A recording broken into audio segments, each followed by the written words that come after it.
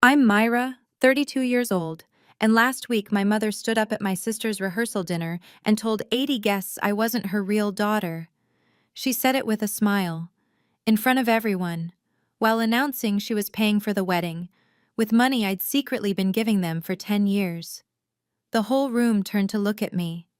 I could feel their pity, their whispers, the weight of public humiliation pressing down on my chest. And then I smiled back, because I knew something they didn't. 3 words later, my mother's face went white. Before I continue, if you're enjoying this story, please take a moment to like and subscribe, but only if you genuinely connect with it. Drop a comment telling me where you're watching from and what time it is there. Now let me take you back 10 years, to the day everything began.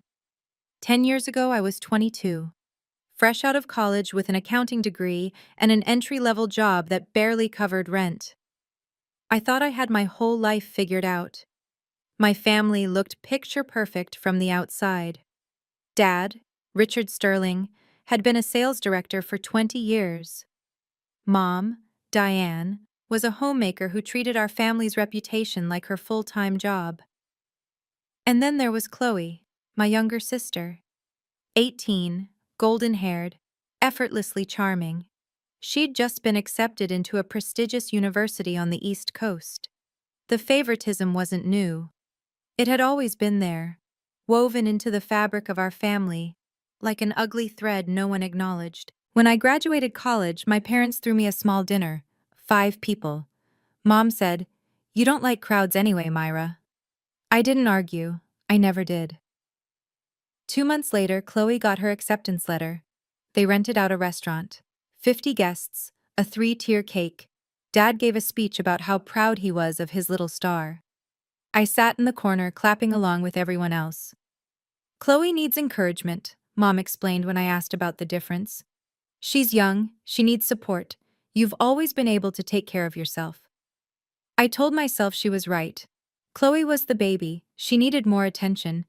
I was the older sister, steady, reliable, invisible. That was my role. I had no idea that in just a few weeks my father would call me with news that would change everything. News that would turn me from the invisible daughter into something else entirely, something they would spend the next decade pretending didn't exist. The second sign came a week before that phone call. I was visiting home for Sunday dinner when I overheard Mom and Dad in the kitchen. They were planning to buy Chloe a car. Not just any car, a brand new Honda Civic for her to drive at college. "She can't be taking buses," Mom said. "What would people think?" I thought about my own commute. 2 hours each way on public transit. Crowded buses, late-night walks from the station to my apartment. No one had ever worried about what people thought of that. I didn't say anything. I never did. Swallow it down, Myra. Keep the peace. That Thursday night, my phone rang at 11 p.m., Dad's number. His voice was different, smaller, almost trembling. "Myra, I need to talk to you, but you can't tell anyone, especially not Chloe." My father was a proud man. In 30 years, I'd never heard him sound like this. "Dad, what's wrong?" A long pause. Then, "I lost my job, Myra, 3 weeks ago. And our retirement fund. It's almost gone. Bad investments. I thought I could fix it, but—" His voice cracked. My father, the man who never showed weakness, who lectured us about financial responsibility, who looked down on anyone who couldn't handle their own affairs, was calling his invisible daughter in the middle of the night, begging for help. "What do you need?" I asked. "Just don't tell your mother I called. She's already so stressed. And Chloe has school to focus on." Even then, even in crisis, I was the one they could burden without guilt. What he said next would reshape our relationship forever, though I didn't know yet whether it would break us or bind us. Dad laid it all out over the next hour. He'd been let go without warning. Corporate restructuring, they called it. At 55, no one was hiring.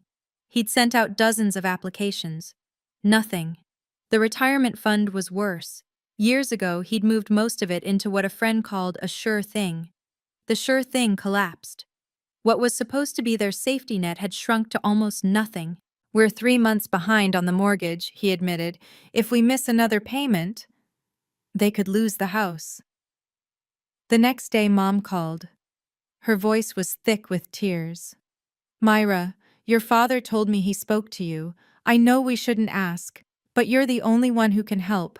Chloe's still in school, she can't work, and we can't tell anyone about this. You understand, don't you?" I understood. I always understood. "What do you need me to do?" "Just a little help each month, until your father finds something. We'll pay you back, of course. But Myra," her voice dropped, "no one can know. Not Chloe, not your aunts, not anyone. We can't have people thinking this family is struggling." I was making $52,000 a year. After rent, utilities, and student loans, I had maybe $800 left each month. They were asking for $10,500. I said yes anyway. "You're such a good daughter," Mom whispered. "The best. We'll never forget this, Myra. Never." I set up an automatic transfer that week. Every month, $10,500 would flow from my account into their retirement fund. I picked up overtime shifts, canceled my gym membership, stopped eating out. It was supposed to be temporary. It wasn't. Let me tell you what 10 years of temporary looks like. I worked 60-hour weeks. I climbed from junior accountant to senior accountant to accounting manager to chief financial officer at a mid-sized pharmaceutical company. Every promotion meant a bigger paycheck and a bigger transfer to my parents. I lived in the same tiny studio apartment for 7 years. No vacations, no new furniture. I wore the same interview suit to every job until the elbows wore thin. Every month, $2,500. Then $3,000 when I got my first real raise. Then $3,500. Like clockwork, like breathing, like it was just part of who I was. And my parents? They never missed a beat. Chloe got a new car when she graduated, then a down payment for her first apartment, then a designer wardrobe for her marketing job in Manhattan. Her birthday parties were legendary, catered affairs with champagne and live music. My birthdays? A card. Sometimes a phone call if Mom remembered. I wasn't invited to most family gatherings. "You're always so busy with work," Mom would say. "We didn't want to bother you." The math was simple. 10 years. 120 months. An average of $2,800 per transfer. Over $336,000. I paid for my parents' retirement while they told everyone they'd done it themselves. I sacrificed my 20s while they celebrated my sister. I kept their secret while they slowly erased me from the family portrait. And not once, not a single time in 10 years, did they say thank you. Not officially, not in front of anyone, not in any way that mattered. I told myself it didn't matter. Actions speak louder than words, right? They knew what I'd done for them. I was wrong. I was 32 when I finally looked in the mirror and saw what I'd become. Daniel and I had been dating for 2 years. He was kind, patient, and completely confused by the way I lived. One night he asked the question I'd been avoiding. "Myra, have you ever thought about buying a place? For us?" I stared at my bank account. After 10 years of 6-figure salaries, I had less than $15,000 in savings. No house, no investments, no retirement fund of my own. Everything had gone to them. I'm not sure I can," I admitted. Daniel's face fell. Not with anger, with concern. "Myra, I love you, but sometimes I don't know who you're living for. It's not yourself." He was right, and I hated that he was right. The final blow came 2 weeks later. Mom called, breathless with excitement. "Chloe's engaged! To Brad. You remember, the lawyer? We're going to throw her the most beautiful wedding. Your father and I will pay for everything." Pay for everything. My stomach dropped. "What's the budget?" I asked, keeping my voice steady. "Oh, somewhere around 80,000. Maybe more. She deserves a fairy tale, don't you think?" $80,000. 3 years of my transfers, money I'd sacrificed, vacations and relationships and my own future to provide, and they were going to spend it on a wedding while telling everyone they'd paid for it themselves. I didn't sleep that night, or the next. Something had to change. I just didn't know yet how much. Chloe's engagement was everything my parents had dreamed of. Brad Harrison came from old money, the kind that didn't need to brag because everyone already knew. His family owned half the commercial real estate in Hartford. He was handsome, polished, and looked at Chloe like she'd hung the moon. I wanted to be happy for her. Part of me was, but mostly I felt hollow. Mom called every day with wedding updates. The venue would be Riverside Country Club, the most exclusive in Connecticut. 300 guests, a designer dress, imported flowers, a 12-piece orchestra. We're sparing no expense, she gushed. Chloe deserves perfection.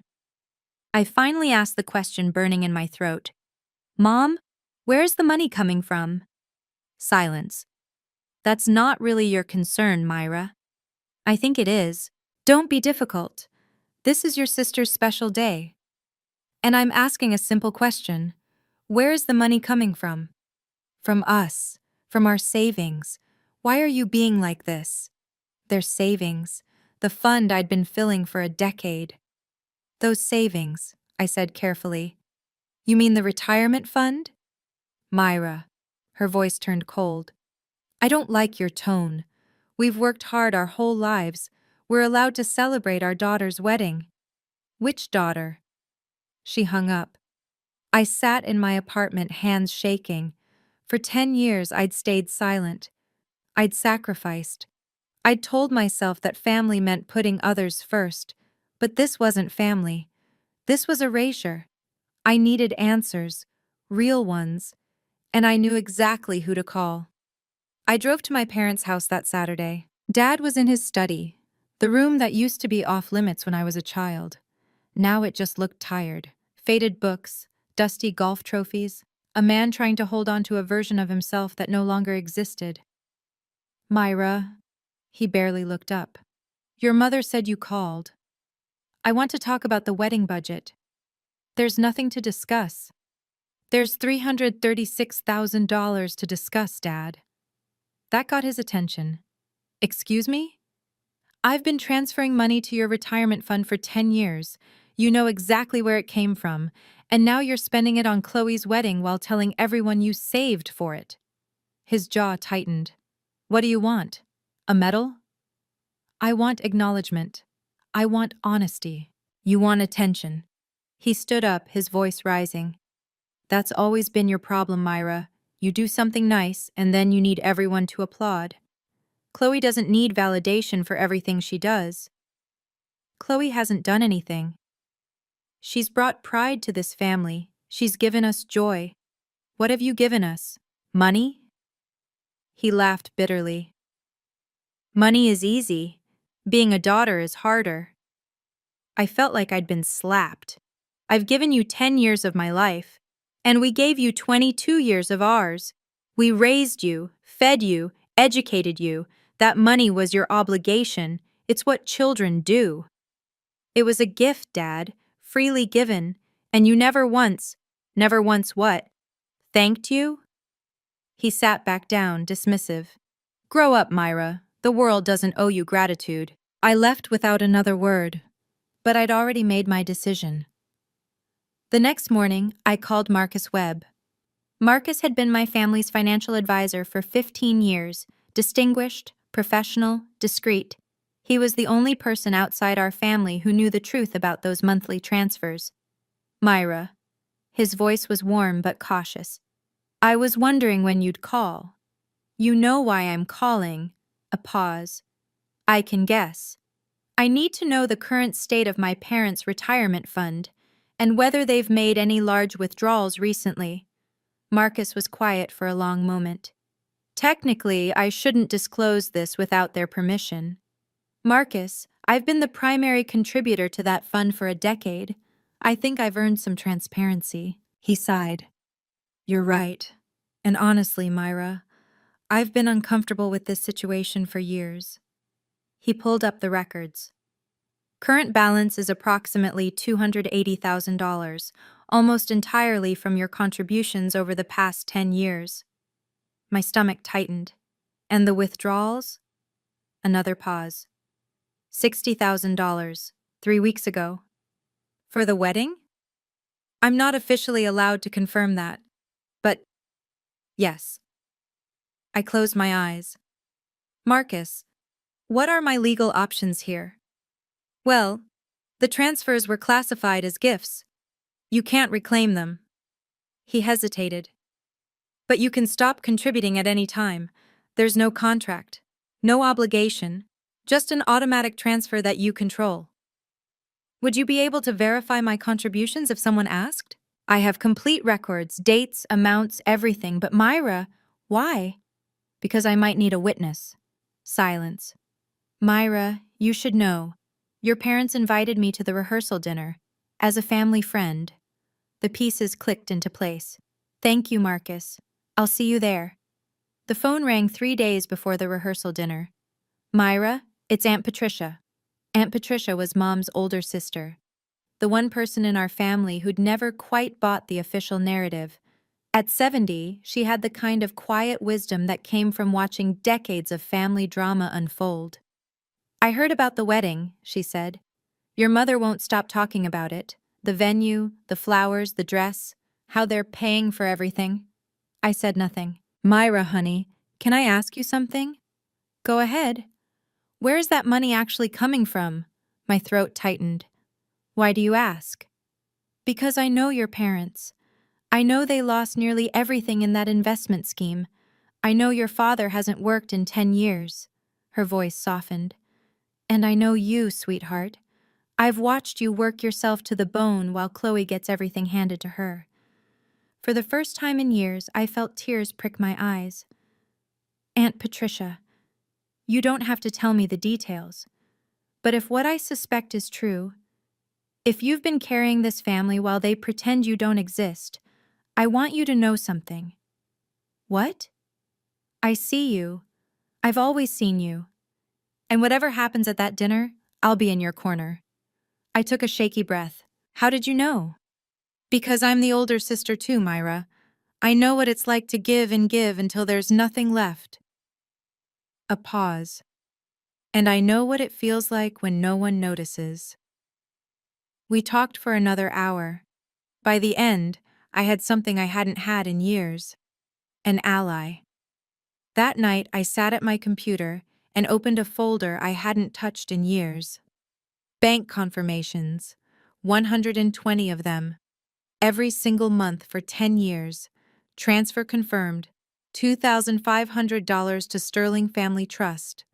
Transfer confirmed. $3,000 to Sterling Family Trust. Transfer confirmed. $3,500 to Sterling Family Trust. Each email was a timestamp, a receipt, proof. I forwarded them all to Marcus Webb. Then I backed them up to 3 different cloud services. Then I printed the first and last pages. Daniel found me at 2 a.m., surrounded by papers. What are you doing? Preparing. He sat down beside me, scanning the documents. His expression shifted from confusion to understanding to something like awe. Myra, this is over $300,000. I know. And they never know. He was quiet for a long moment. Then he took my hand. What are you planning? I don't know yet. I stared at the stack of papers. I've spent 10 years being silent, hoping they'd see what I'd done, hoping it would be enough to make them love me the same way they love her. And now? Now I realize that silence isn't a virtue. It's a cage I built for myself. I squeezed his hand. I'm done being invisible, Daniel. I'm done hoping my actions will speak for me. What changed? Mom called me not their real daughter to Aunt Patricia last week, while planning to spend my money on Chloe's wedding. Daniel's jaw tightened. I'm going to that rehearsal dinner, I said. And I'm not going to make a scene. But if they try to erase me in public... I looked at the stack of emails. I'm going to tell the truth. Now, I want to pause here for a moment. If you're wondering what I did next, trust me, I wasn't sure either at the time. But before we continue, I'm curious. What would you do? Would you confront them publicly or try to handle it privately? Let me know in the comments. And if you want to find out what happened at that rehearsal dinner, keep watching. The Riverside Country Club looked like something from a movie. Crystal chandeliers hung from vaulted ceilings. Fresh peonies cascaded from every surface. Waiters in crisp white jackets circulated with champagne flutes on silver trays. The kind of elegance that whispered old money while costing new money fortunes. 80 guests mingled beneath soft golden light. Friends, family, colleagues. Brad's parents, immaculately dressed and impossibly poised. My parents' social circle, all designer dresses and practiced smiles.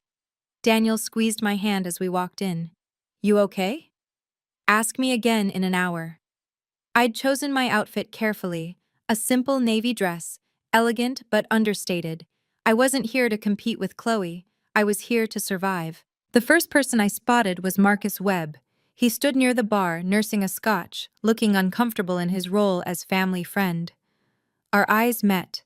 He nodded almost imperceptibly. Then I saw Aunt Patricia at a corner table. She winked at me. A small gesture, but it steadied my nerves. Myra, you came! Chloe rushed over, champagne in hand, glowing in a white cocktail dress. She hugged me like we were close. We weren't. Of course I came. It's your rehearsal dinner. I'm so glad. Mom wasn't sure you'd show up. You know how you are with family events. How I am, like I'd been the one avoiding them. Wouldn't miss it, I said. She bounced off to greet other guests, and I was left standing in the middle of the room, surrounded by people who barely knew I existed. The chandeliers sparkled, the champagne flowed, everything was perfect. I had no idea that in less than 30 minutes, perfection would shatter. The clinking of a glass cut through the chatter. My father stood at the head table, champagne raised, my mother beside him in a silk dress that probably cost more than my first car. They looked like the perfect couple. Successful, generous, proud parents. May I have everyone's attention, please? The room quieted. 80 faces turned toward them. Diane and I want to thank you all for being here tonight. Dad's voice carried that salesman's warmth, smooth and practiced. 28 years ago, we were blessed with a daughter who has brought nothing but joy into our lives. I felt Daniel's hand find mine under the table. Chloe, Dad continued, you've made us prouder than we ever imagined. And Brad, he nodded toward the groom-to-be, we couldn't have asked for a better man to join our family. Polite applause. Brad smiled modestly. Then my mother took over. As many of you know, we've been planning this wedding for months. She laughed lightly. And I'm proud to say that Richard and I have taken care of everything. The venue, the catering, the flowers, all of it. Something cold settled in my stomach. We've saved our whole lives for this moment, Mom continued, her voice swelling with emotion. Because our daughter deserves nothing but the best. She paused. And then her eyes found mine across the room. We're paying for everything, she said, her smile sharp, because our real daughter deserves it. The room went still. Unlike some people. Every head turned to look at me. I felt the weight of 80 stares, the whispers starting, the judgment forming, and my mother just stood there, smiling, waiting for me to crumble. But I didn't crumble. I smiled back. The silence lasted 3 heartbeats. Then the whispers began. Who is she talking about? That's the older daughter, isn't it? Why would she say that? Poor thing. I could feel the room's pity pressing against me like a physical weight. The older sister, the forgotten one, the one who wasn't really family. Chloe stood frozen near the dessert table, her champagne glass suspended midair. Her face had gone red, embarrassment or shame, I couldn't tell. Brad was frowning, clearly uncomfortable. At the bar, Marcus Webb had set down his scotch. His expression was unreadable, but his eyes were fixed on me. Aunt Patricia was already halfway out of her chair. Daniel leaned close. "We can leave. Right now. Say the word." I shook my head slowly. Because here's the thing about being invisible for 32 years. You learn to watch, to wait, to calculate. And in that moment, watching my mother's triumphant smile, I realized something. This wasn't an accident. This wasn't a slip of the tongue. This was intentional. She'd planned this, chosen her words, waited for maximum audience. She wanted to humiliate me in front of everyone, to cement the narrative that I was the outsider, the disappointment, the daughter who didn't count. She expected me to cry, to leave, to prove her right. I thought about 10 years of silence, $336,000 in transfers, every birthday ignored, every sacrifice dismissed, and something inside me shifted. Not anger, something quieter, cleaner, clarity. I picked up my champagne glass and rose to my feet. The whispers stopped. My mother's smile flickered. "Actually," I said, my voice steady, "I'd like to add something to that toast." Every eye in the room was on me now. I could feel my heartbeat in my throat, but my hands were steady. 10 years of swallowing my words had taught me one thing. When you finally speak, make it count. Thank you, Mom, for that memorable toast. I kept my voice pleasant, controlled. I especially appreciate being called not your real daughter in front of 80 people. That was a nice touch. Nervous laughter rippled through the crowd. My mother's smile was frozen. But since we're sharing tonight, I'd like to clarify one small detail. I turned toward the bar, where Marcus Webb stood motionless. "Mr. Webb, you've been our family's financial advisor for 15 years. Would you mind confirming something for me?" Marcus looked like a man caught between two oncoming trains. "Myra!" My father's voice was sharp. "This isn't the time." "Actually, Dad, I think it's exactly the time." I didn't raise my voice. I didn't need to. "Mom just told everyone that you saved your whole lives to pay for this wedding. I just want to make sure we're all on the same page about what savings means." The room had gone completely silent. You could hear the ice settling in glasses. "Mr. Webb," I continued, "in the past 10 years, who has been the primary contributor to my parents' retirement fund?" Marcus glanced at my father, then my mother, then back at me. "Myra, I'm not sure I should—" "You have the records. You've had them for a decade." I kept my voice gentle. "I'm not asking you to violate confidentiality. I'm asking you to tell the truth." The silence stretched. Then Marcus Webb straightened his shoulders. "I think," he said quietly, "everyone deserves to know the truth." Marcus Webb cleared his throat. "According to my records," he began, his voice carrying clearly through the silent room, "over the past 10 years, Myra Sterling has transferred approximately $336,000 into her parents' retirement fund." A gasp rippled through the crowd. "That fund," Marcus continued, "which currently holds around $280,000 after recent withdrawals, consists almost entirely of Myra's contributions, monthly transfers, every single month for 10 years. I watched the room process this information, eyes widening, heads turning, the math clicking into place. My mother's face had gone pale. That's private family business. You made it public, Mom." My voice was calm. "You called me not your real daughter in front of everyone here. You said you were paying for everything. I'm simply clarifying where that money actually came from." "This is outrageous," my father sputtered. "Marcus, you had no right." "He had every right," I interrupted, "and so do I." From the corner of my eye, I saw Aunt Patricia stand up. "Diane," her voice cut through the tension like a knife. "Is this true? Has Myra been supporting you for 10 years while you treated her like a stranger?" My mother's mouth opened and closed. Brad pulled Chloe aside, whispering urgently. Chloe looked shell-shocked, tears forming in her eyes. The whispers had become a low roar. I heard fragments. Over 300,000. 10 years? And they never. I can't believe. My father tried to regain control. This is a misunderstanding. We'll discuss this privately as a family. No. I shook my head. We've had 10 years of private. 10 years of secrets. 10 years of me staying quiet while you erased me. I raised my champagne glass. Now it's time for something different. The room was utterly still. I looked at my parents, really looked at them. My father, red-faced and furious. My mother, pale and trembling. For 32 years, I had desperately wanted them to see me, to love me the way they loved Chloe, to acknowledge that I mattered. Now, standing in this beautiful room surrounded by witnesses, I realized something. Their approval was never coming, and I didn't need it anymore. Mom, you asked who your real daughter is. I kept my voice steady.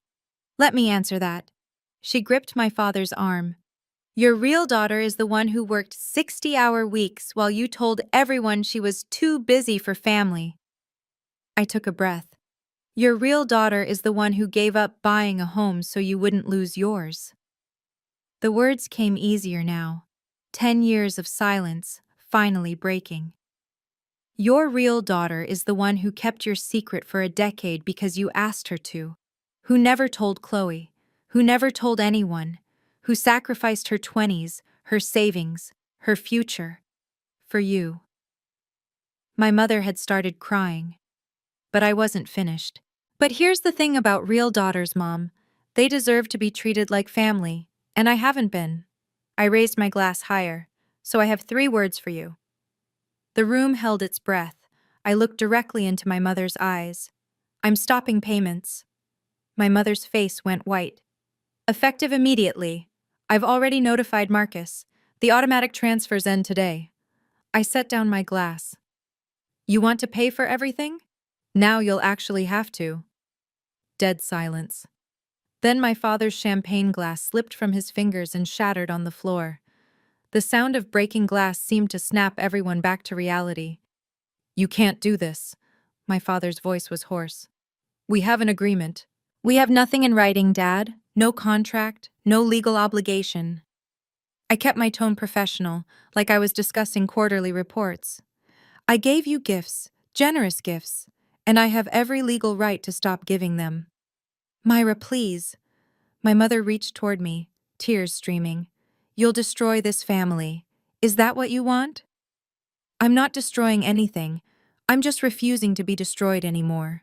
Marcus Webb quietly gathered his jacket, clearly relieved to have the truth finally out. He caught my eye and nodded once. Validation, confirmation. Brad had pulled Chloe to the edge of the room. They were in intense conversation, his hand on her shoulder, her face crumpled with confusion and something else. Was it guilt? The other guests didn't know where to look. Some stared at my parents with new eyes. Others whispered behind hands. A few were already reaching for their phones. This is insane, my father tried again. You're making yourself look ridiculous. Richard, Aunt Patricia's voice cut through his bluster. Stop. You've said enough. She walked over and stood beside me.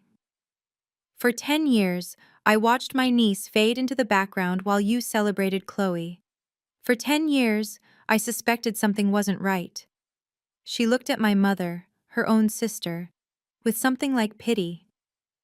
I never imagined it was this. My mother sobbed harder. I touched Aunt Patricia's arm gratefully. Then I turned back to my parents. I don't want you to suffer, I said quietly. But I'm done suffering for you. Daniel stood up and took my hand. It was time to go. I picked up my clutch and looked at Chloe one last time. She was still crying, Brad's arm around her. I walked over, and she flinched like I might hit her. Chloe.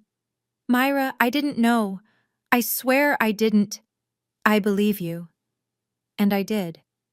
Chloe had been raised in a bubble of favoritism so complete that she'd never questioned where it came from. I don't blame you for any of this, Her lip trembled. But the wedding will still happen. Brad loves you, that's real. I took her hand briefly. But it won't happen on my money, and I hope someday you understand why that matters. I turned to go. Daniel was waiting by the door, jacket over his arm. Myra! My mother's voice, shrill and desperate. You're walking away from this family! I paused at the threshold. No, Mom. I'm walking toward a family that actually exists. I looked at Daniel, at Aunt Patricia, who was gathering her things to leave with us. One that sees me, that values me, that doesn't need me to buy my way in. I stepped into the night. The air was cool and clean. Behind me, I could hear my father's voice rising, my mother's sobs, the chaos of a party that had become something else entirely. Daniel wrapped his arm around me. You did the right thing. I know. But my voice cracked. So why does it hurt so much? Aunt Patricia caught up to us in the parking lot. She pulled me into a hug, warm and firm and completely unexpected. Because love doesn't stop just because you set a boundary, she whispered, but neither should self-respect. I let myself cry then, finally, after 10 years. My phone exploded the next morning, 15 missed calls from my father, 23 texts from my mother, ranging from tearful apologies to furious accusations, voicemails I couldn't bring myself to play. Daniel made me pancakes while I stared at the screen. The first text from Mom. Myra, please call us. We need to talk. You've humiliated us. The 5th. I'm your mother. How could you do this? The 10th. If you don't call back, don't bother coming to the wedding. The 15th. I always knew you were jealous of Chloe. I turned off my phone.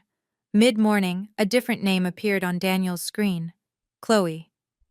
Should I answer? He asked. I nodded. He put it on speaker. Myra, it's Chloe. Her voice was thick with tears. I know you're probably not answering your phone. I needed to ask. Ask what? Is my wedding ruined? Is it all going to fall apart because of... She stopped.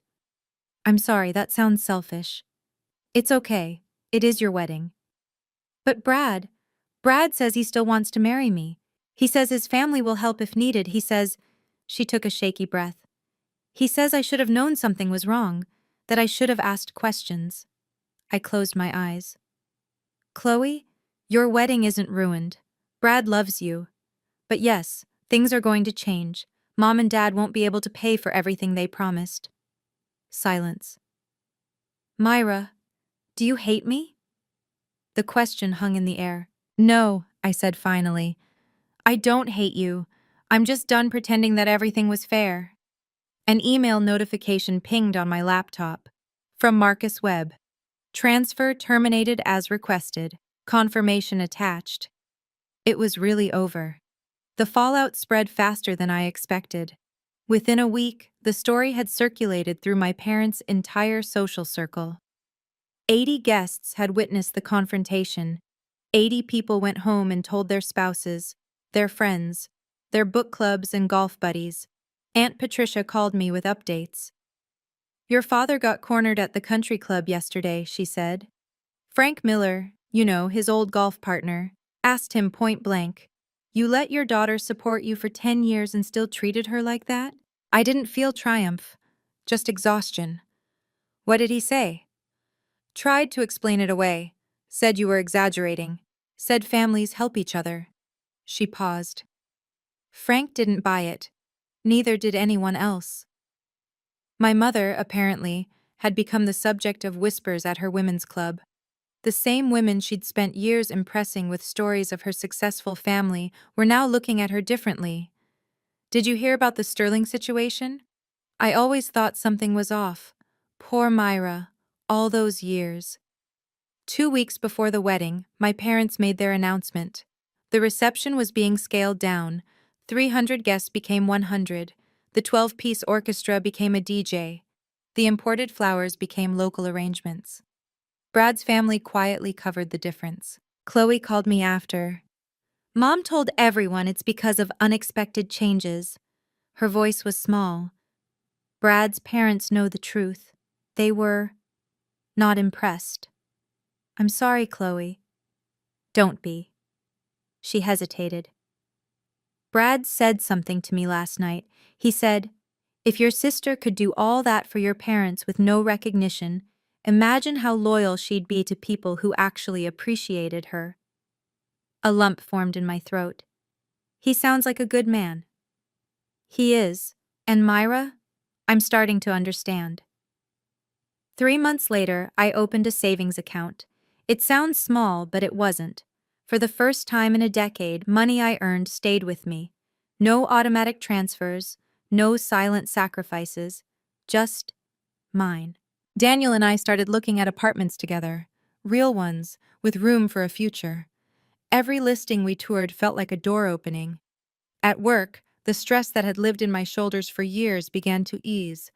I got a promotion, CFO now, officially, and actually celebrated it. Dinner at a nice restaurant, champagne. Daniel across the table, telling me he was proud. I started therapy. That was harder than I expected. Unpacking 32 years of feeling invisible doesn't happen in one session, or 10. But slowly, I began to understand patterns I'd never seen before. You developed what's called a fawn response, my therapist explained. When you sensed potential rejection, you tried to prevent it by being useful, by being needed. And that's why I gave them everything. You weren't buying their love, Myra. You were trying to earn your place in the family. But here's the thing. She leaned forward. Your place shouldn't require payment. I thought about that a lot in the weeks that followed. Aunt Patricia became my closest family connection. Weekly phone calls, monthly brunches. She told me stories about my mother as a young woman, not to excuse her, but to help me understand. Diane was always terrified of how things looked, Patricia said. Our parents were the same way. She learned that appearance was everything. And when reality didn't match the image, she shrugged sadly. She just denied reality. It didn't make it okay. But it helped me stop asking myself what I'd done wrong. The answer was nothing. I'd done nothing wrong. We're almost at the end now, but I want to ask you something. Have you ever had to set a boundary with someone you love? Was it with family, a friend, someone you trusted? I'd really love to hear your story. Drop it in the comments. I read every single one. And if you're going through something similar right now, I hope my story gives you a little bit of courage. Let's finish this together. Chloe's wedding was smaller than planned, but it was beautiful. I went. Not for my parents, I barely spoke to them, but for Chloe. Because she was my sister, and because she was finally starting to see me. The ceremony was held in a garden behind Brad's family's estate. White chairs on green grass. A simple arch covered in local flowers. Intimate, real. I sat in the back with Daniel, wearing a dress I'd bought for myself for the first time in years. Aunt Patricia was 2 rows ahead, shooting me encouraging smiles. When Chloe walked down the aisle, she looked radiant. And when her eyes found mine, she paused, just for a second, and mouthed 2 words, "Thank you." I nodded. At the reception, my parents kept their distance. We exchanged polite words, nothing more. My mother looked older than she had 3 months ago. My father seemed diminished somehow, smaller in his expensive suit. Before I left, my mother approached me. "Myra," her voice was strained, Do you still love us?" I considered the question. "Yes," I said finally. "I do." Hope flickered in her eyes. "But I love myself more now, and that means I can't keep being the person who gives everything while getting nothing back." "We could change? Maybe." I touched her arm gently. "But that's not my responsibility anymore. You have to want to change. Not because I stopped paying, but because you realize what you did was wrong." She didn't have an answer to that. I found Chloe before leaving and handed her an envelope. "It's not money," I said. "It's a letter. Read it when you're ready." She hugged me, really hugged me, for the first time since we were children. It felt like a beginning. 6 months later, Daniel and I moved into our first apartment together. It wasn't huge. 2 bedrooms, a small balcony, a kitchen where we kept bumping into each other. But it was ours. Paid for with my money. Money I'd earned and kept. The first night, we sat on the balcony with takeout and cheap wine, looking at the city lights. Regrets? Daniel asked. I thought about it. Only that I waited so long. My relationship with my parents became what it needed to be, distant but not hostile. I called on holidays, visited occasionally, but the easy access was gone, and so was the expectation that I would fix everything. They had to adjust, sell the big house, move into a smaller condo, learn to live within their means. My mother complained about it to anyone who would listen, but fewer people were listening these days. Chloe and I grew closer. She read my letter and cried for an hour. Then she called me and we talked, really talked, for the first time in our lives. I was so blind, she said. I'm so sorry. You didn't know. I should have asked. I should have seen. Maybe. But we can't change the past. We can only choose what comes next. I look in the mirror these days and finally recognize the person staring back. Not invisible. Not the forgotten daughter. Not the one who gives until there's nothing left. Just Myra, 32 years old, figuring it out. And you know what? That's enough. It was always enough. I just had to stop waiting for someone else to tell me so. After everything settled, I spent a lot of time thinking about why. Why did my parents treat me that way? Were they evil, cruel, monsters? My therapist helped me understand something important. People aren't usually villains in their own story. They're just people, shaped by their own fears and wounds. My father lost his job at 55. For a man who built his entire identity on being a provider, that was devastating. He couldn't handle depending on his invisible daughter, so he rewrote the narrative. I became obligation, not sacrifice. My support became duty, not generosity. It was easier than admitting he needed help. My mother was more complicated. She'd grown up in a household where appearance was everything. When I was born premature and sick, I think some part of her resented me for disrupting her perfect family image. Chloe came later, healthy, beautiful, easy. The daughter she'd imagined having. Admitting what she'd done to me would mean admitting she'd been wrong for 30 years. Easier to deny. Easier to pretend. None of this excuses them. Understanding isn't the same as forgiving.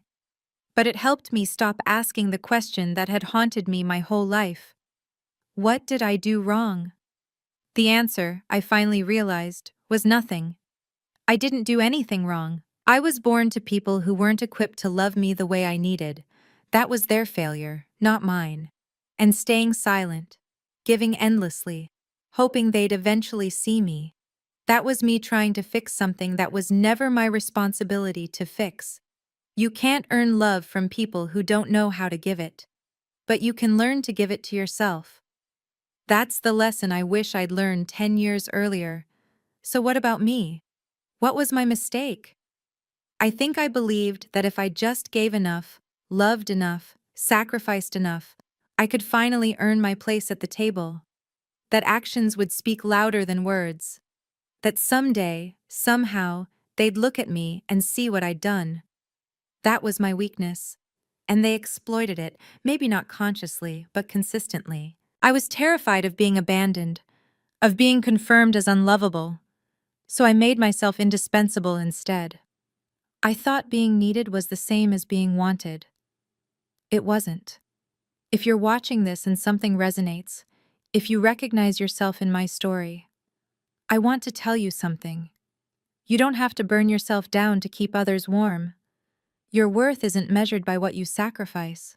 Setting boundaries isn't selfish, it's survival. Silence isn't peace. Sometimes it's just a cage you build around yourself, waiting for someone else to unlock the door. Here's the truth. They're not going to unlock it. You have to do it yourself. And it will hurt. Walking away from people you love, even when they're hurting you, that hurts. Choosing yourself when you've spent your whole life choosing everyone else, that hurts too. But staying hurts more. I know because I did it for 10 years. So if you're in that place right now, wondering whether you deserve better, let me answer that for you. Yes, you do. Not because I say so, but because it's true. And the moment you start believing it, really believing it, everything changes. I'm not angry at my parents anymore. I'm not trying to punish them. I'm just finally, for the first time in my life, putting myself first. It's not revenge, it's healing. And I'm just getting started. Thank you for staying until the end. If this story touched you in any way, I'd love to hear from you. Drop a comment, share your own experience. I read every single one. If you haven't already, please like and subscribe. It means more than you know. And check out the description below for more stories like this one. I think you'll connect with them too. Until next time, take care of yourself. You deserve it.